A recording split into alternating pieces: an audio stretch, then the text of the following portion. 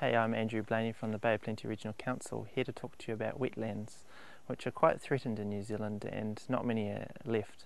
Wetlands are important because they filter the water that moves through them. They provide good habitat for wildlife. And we're just going to give you an example of Paddy Sheely, who's done a lot of work in protecting his wetland. When I bought the block of land, everyone thought I'd fallen out of a tree. It was wet and damp, and I knew straight away that farming it really wasn't a proposition. So I thought I'd be able to do something along the lines of a wetland. Grazing wetland type pastures is a complete waste of time. You end up with bog here and there. So the only way to increase value on that piece of land was to actually convert it to a wetland, and that's where I came from, was basically increasing the capital value of that land. A basic farmer's philosophy that if you buy a piece of land, when you pass it on or you pass it on yourself, it's in better condition than when you took it. And I saw a perfect opportunity to set up a very, very good whitebait habitat, an eel habitat, and then that would help complement the rivers coming into the Tauranga harbour. The process for me was probably a bit different to what a lot of other people would have done.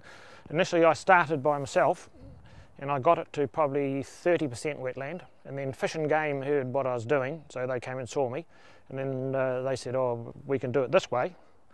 And I can tell you, I got up at 2 o'clock in the morning a few times with a cold sweat, because their plan involved bringing in bulldozers and scraping the whole thing bare. And in the end, after a few weeks thinking about it, I took it on board, and then we did. We brought in bulldozers, scraped the whole thing bare, opened up the springs, the water came flying up, and it's just boomed along since then. You'd think it would require a huge labour input. It didn't.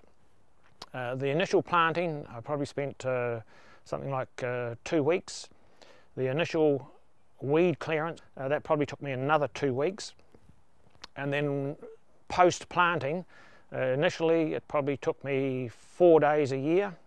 At the moment I probably spend no more than 2 days a year out there. If you're setting up a wetland, each one will be different to each other. I found the less chemicals I used, the quicker it developed into a wetland. So be very careful with using chemical sprays. I tended to hand weed as much as I possibly could. It sounds painful, but it's actually not too labour intensive, but the results will come much, much quicker. Fish and Game came forward with finance, and also Regional Council came forward with finance for clearing weeds, etc. It was a field I had no specialisation in, so I drew on Fish and Game's experience and Regional Council's experience. Just follow their advice and it'll all fall into place. If you're thinking of doing something like this, build up a relationship with your regional council or your Fish and Game regional officers, and then go from there. You can't go wrong. If you need any more assistance or help or advice, just contact your nearest land management officer from the Bay of Plenty Regional Council.